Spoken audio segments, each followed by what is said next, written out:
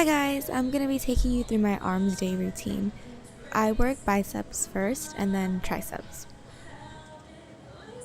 I don't always do the exact same exercises every week, but for this week I started off with iso dumbbell curls. I normally do about 4 sets of 8 to 10 reps. You want to make sure you're not letting your shoulder hunch forward and that you're pulling with just your biceps. You don't want to use a weight that's too heavy because you really want to focus on the stretch and the contraction of the muscle in order to work it. And this exercise helps with the peak of your bicep. Allow your arm to fully extend and curl all the way in toward your shoulder. Make sure you're curling with your biceps and not with your wrist. You want to leave your wrist in a neutral position and don't curl it back and forth because you could injure yourself. Oh yeah, look at the contraction. These are machine preacher curls and they're going to help isolate the bicep a lot more.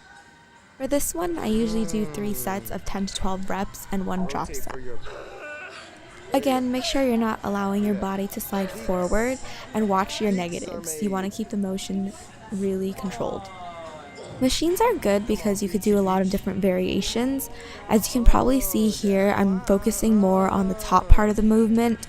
You can do some reps where it's like 3 of just the bottom half, 2 of the top half, and then 3 of the full range. It also makes it easier to do force reps and negative reps. This is the last bicep exercise, and these are seated dumbbell hammer curls. And this is going to work the thickness of your biceps. For this and all other bicep exercises, make sure that you're not just swinging your arms up and down. You probably see a lot of people with really heavy weight and they just look like they're not even doing anything, they're just swinging their arms back and forth. Position your arms at your sides slightly in front of you and leave them there. Imagine that there's a board behind your elbows and that you can't let your arm leave that board. There's a huge difference between swinging to get your last few reps in and just swinging for the whole exercise. For this one, I do 4 sets of 12 to 15 reps. Once I finish my biceps, I move on to my triceps. These are overhand tricep press downs. As you can see, the tricep is made up of 3 different heads. Using an overhand grip is going to work the long head of your tricep, which is the part that comes out and looks like a horseshoe. Make sure to keep your movements controlled. Don't allow the cable to pull you upward. I like to use a staggered stance because I think it makes it easier to push. Using only your triceps, push the bar down toward your hips and twist out so you can see the horseshoe.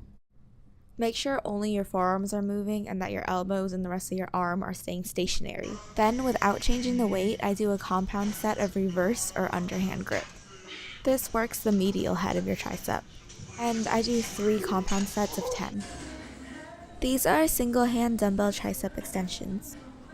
There are different ways you can do this exercise. You can do double hand, you can either extend straight up and down, or you can extend to the side of your head. I'm grabbing my side to make sure I don't sway back and forth.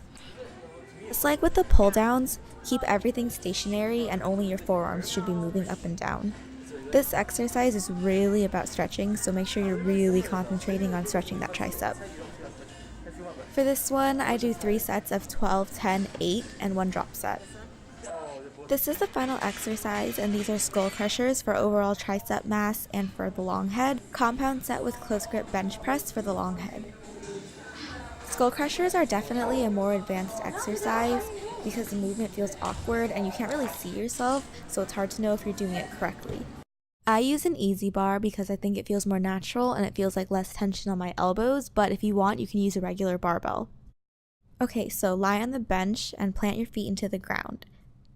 For most people, their starting point will be above their forehead, but I like to start with a bar behind my head, just in case, because you never know, accidents happen and I don't want to crush myself. To get a stretch, lower the bar behind your head by pivoting with your elbows. Keeping everything stationary, extend by pushing away from your body to reduce the amount of pressure on your elbows. Don't lock out with your elbows, and at full extension, you should be back to your starting position. Be careful not to let your elbows swing back and forth. Remember, you're just using them to pivot. For the close grip bench press, position the bar just a little bit below your chest and grip the bar shoulder width or a little bit closer together. Bring the bar down just how you would in a regular bench press, except instead of touching your chest, you're just going to work the top half of the motion, which is where the triceps come into play. They should just be small, quick little juts just to exhaust your triceps. And I do 3 compound sets of 12. See you next time. Peach out!